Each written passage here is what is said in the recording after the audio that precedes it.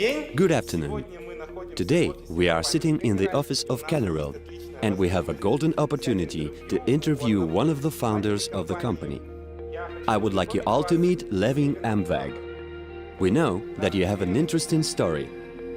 In the past, you were a famous racer. Please tell our guys a little bit about yourself. It's intriguing to know more about you and the story of your life.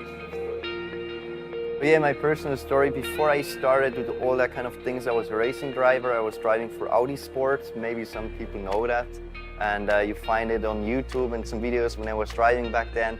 I had an accident, a hard one in 2015, where I broke my back 2 times and I was in hospital and everything. It was a hard time, but it made me what I am today. And right now I'm lucky that it happened because it changed my vision. It brought me to the cannabis industry and to create something great, what we have right now.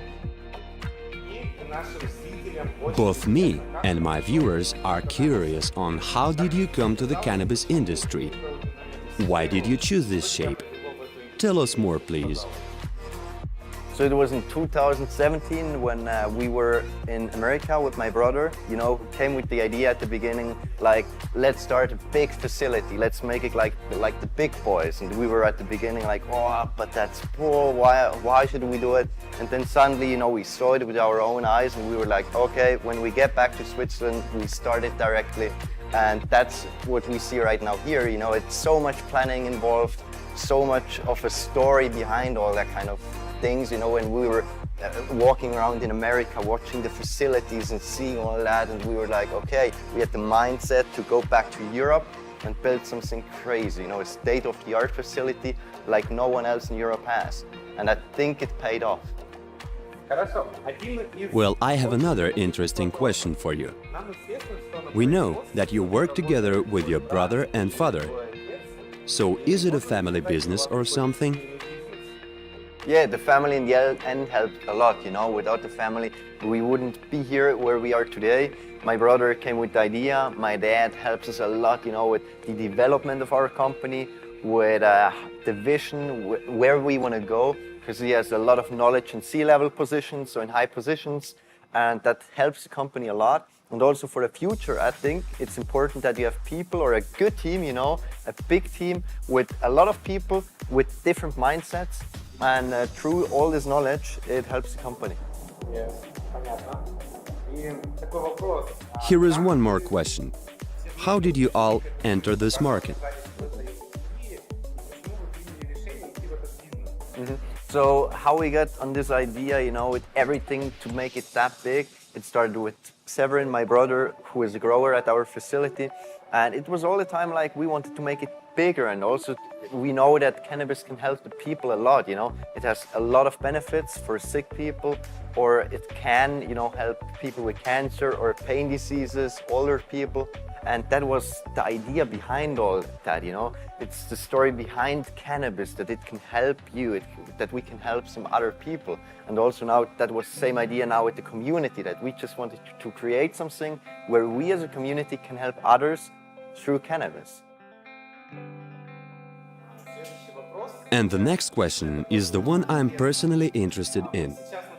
Now we are in Switzerland, and the whole world associates Switzerland with the highest standards of quality. And during our walk in your factory, we've noticed that your approach is very professional, almost perfectionist one. Is that your personal allegiance, or rather a Swiss mental thing? When we created it, you know, Switzerland has a high standard. You see it with the watches and stuff like that. So Switzerland is known for great quality. And we did a market analysis, you know, and analyzed the market. How are other Swiss companies doing it? And we said, okay, if we do it how we do it right now, we are at the top. We do it on another level, you know. We set a new standard. And that was important to us, that we can show Europe-wide that we can build a state-of-the-art facility to be prepared for the future. Because you know the market is all the time developing. It's not standing still like, okay, it's always going to be the same. It's all the time new technologies come in, new grows, new strains, and. And for us, it was important to build something that is even up to date in 5-10 years. And that's what we achieved with that facility here. And here is the astonishing moment. There are more than 7,000 plants growing in your factory. We've been walking there and noticed that pretty small number of workers is required to serve such a great amount of production. How did it become possible?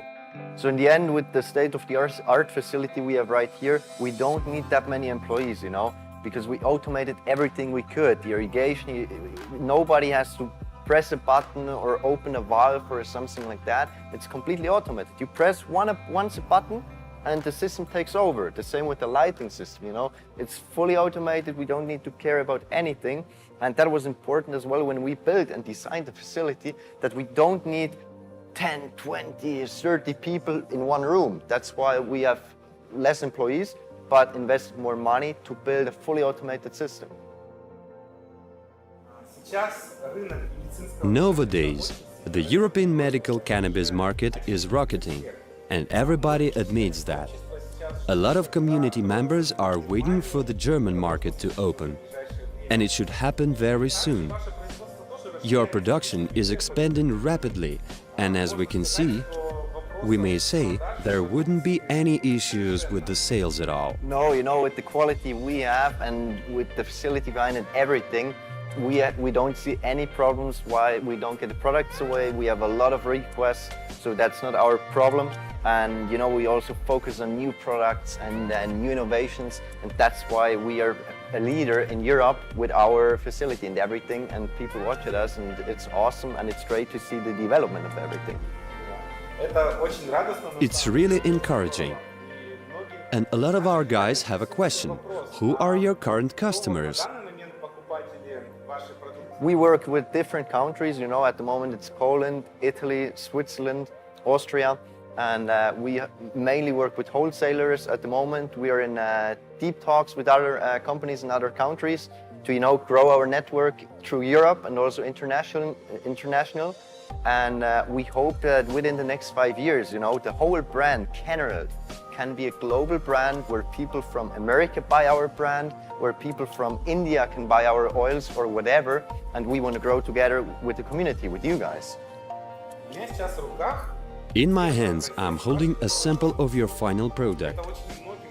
And everybody is interested in how did you manage to adjust the release of your product that fast. It's not a mullage, it's a real CBD oil.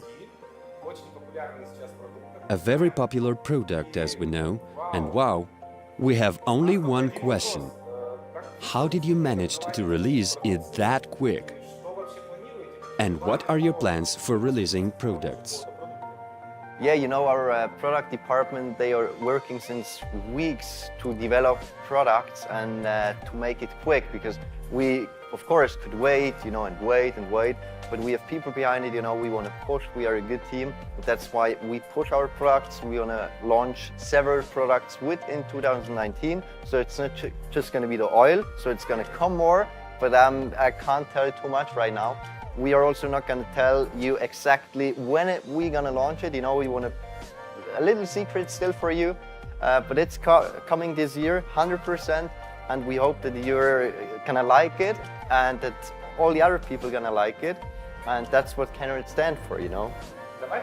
Let's talk about Cannagrow investment program.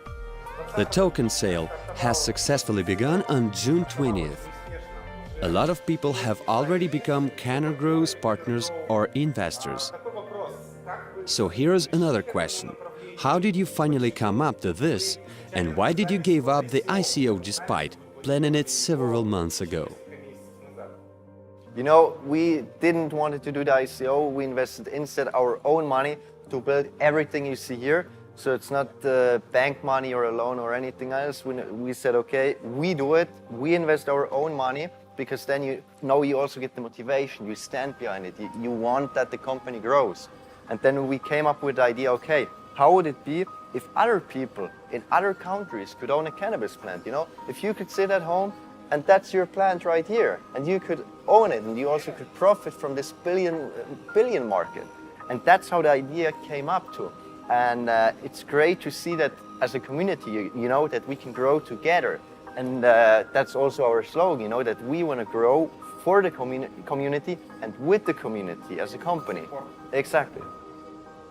I have another important question from the investors. As we know, your token sale was fully agreed with the state inspection entity. How did you manage to do this? There was a huge wave of poor quality ICO projects, and there was a great attention to any token sales, especially in Switzerland. But as we know, you managed to reconcile it on a legal basis. You complied with the rules of token sales. How did you manage to do this?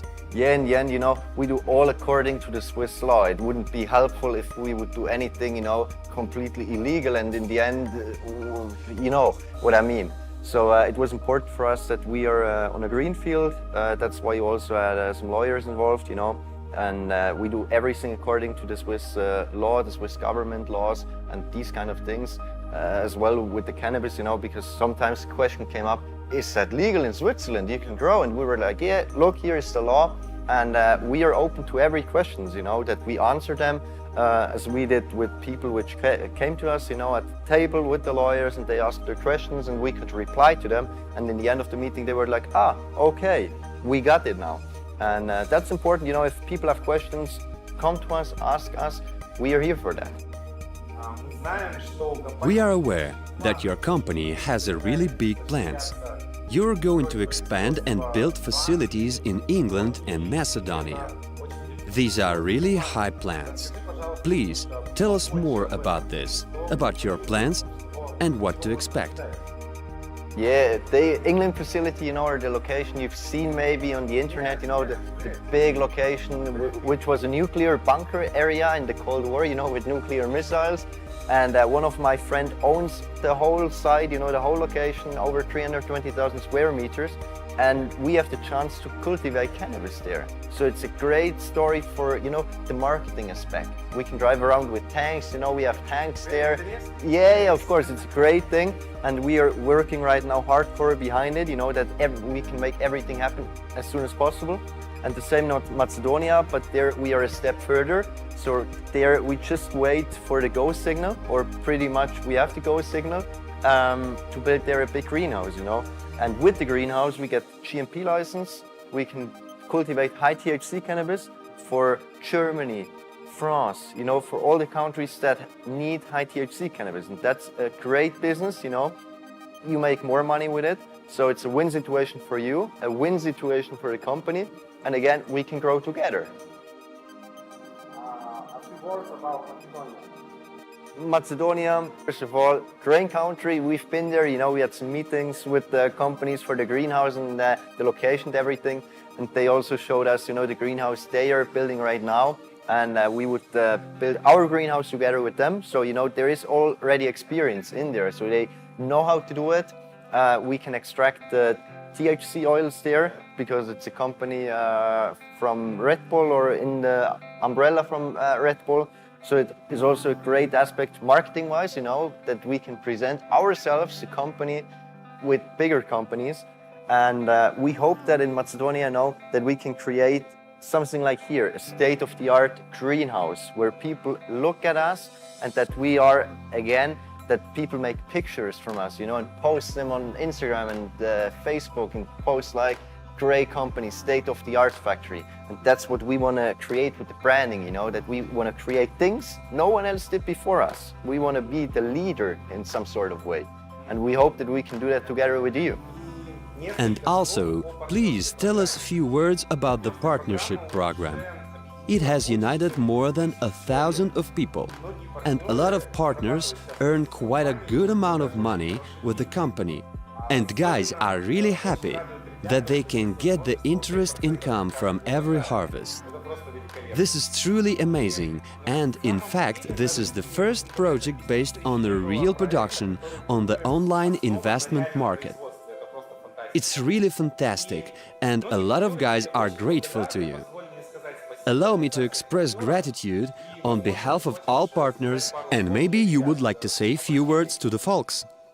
Thank you very much, you know. We achieved something great here, you know. It has never been done before, Nobody else did something like we are doing right now here. And that's why without you, the community, we wouldn't be able to build up our brand. We would not be able to grow together. And that's also or is gonna stay our slogan, you know, for the future. It doesn't matter how big we grow as a company, we are gonna grow as a community, and we grow for you. Thanks again, and we won't disappoint you in the future, and see you soon.